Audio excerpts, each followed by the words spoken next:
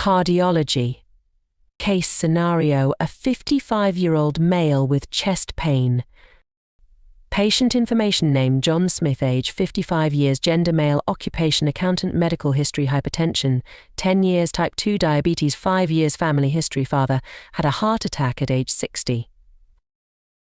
Chief complaint: John presents to the emergency department with a 30-minute history of chest pain.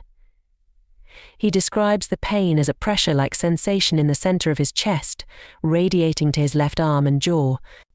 The pain started while he was at rest and is associated with shortness of breath and sweating. History of present illness: John reports that he has experienced similar, but milder, chest pains on and off over the past several months, usually during exertion, but they always subsided with rest. However, today's pain is more intense and did not improve with rest. He denies nausea, vomiting, or loss of consciousness. Physical examination: vital signs, blood pressure 160/95 mmHg, heart rate 98 bpm, respiratory rate 22 breaths, min temperature 98.6 def 37 deg C, oxygen saturation 94%, on-room air. General: John appears anxious and mildly diaphoretic. Cardiovascular: regular rhythm, no murmurs, S4 gallop present. Respiratory: clear to auscultation bilaterally, no wheezes or crackles. Abdomen soft, non-tender, no organomegaly. Extremities: no peripheral edema. Pulses palpable bilaterally. Initial diagnostic workup: electrocardiogram, ECG shows street segment elevation in leads I, and AVF. Blood tests: troponin levels elevated, complete blood count CBC within normal limits, electrolyte sodium 138 ml, potassium 4.2 ml, electrolyte sodium 138 ml, potassium 4.2 ml, chest X-ray, no acute findings, normal heart size, and clear lung fields. Assessment: based on the clinical presentation, elevated troponin levels, and ECG findings, John is diagnosed with an acute St. segment elevation myocardial infarction STEMI. Management plan: immediate interventions, aspirin 325 mg chewed, nitroglycerin sublingual, every 5 minutes up to 3 doses, morphine for pain management, oxygen, supplemental oxygen to maintain O2 saturation 94%, beta blocker metoprolol 5 mg IV to reduce myocardial oxygen demand, reperfusion therapy. Primary percutaneous coronary intervention PCI: the patient is urgently taken to the cardiac catheterization lab for coronary angiography and PCI. Management plan 3.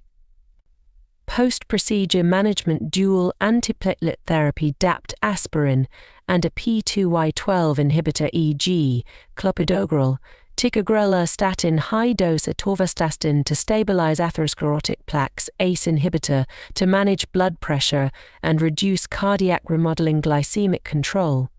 Adjustments to his diabetes management: 4.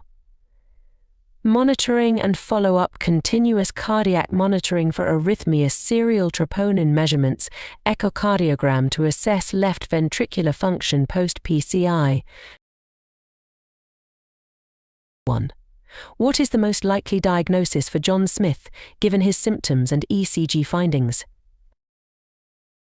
The answer is C. St. segment elevation myocardial infarction STEMI. 2. Which of the following is not a typical feature of the chest pain associated with a myocardial infarction?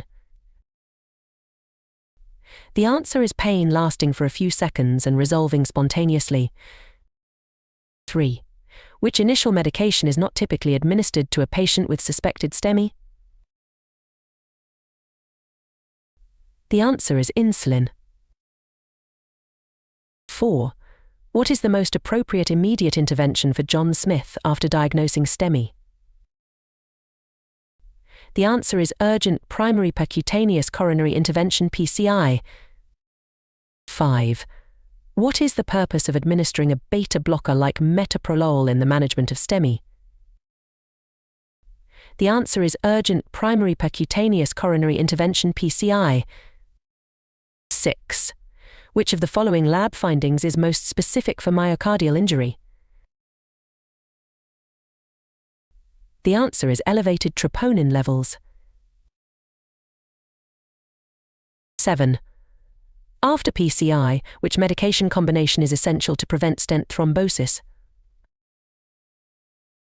The answer is aspirin and a P2Y12 inhibitor. 8. What lifestyle modification is most important for John to reduce the risk of future cardiac events? The answer is smoking cessation. 9. What is the primary role of an ACE inhibitor in the post-PCI management of a STEMI patient? The answer is to manage blood pressure and reduce cardiac remodeling. 10. Which diagnostic tool is crucial for assessing left ventricular function post-STEMI? The answer is echocardiogram. Discussion: John's case highlights a classic presentation of STEMI in a patient with multiple cardiovascular risk factors, including hypertension, diabetes, and a family history of heart disease. Early recognition and prompt treatment with PCI are crucial to improving outcomes and reducing the risk of complications such as heart failure and arrhythmias. Subscribe the channel and share this video with someone who always loses challenges.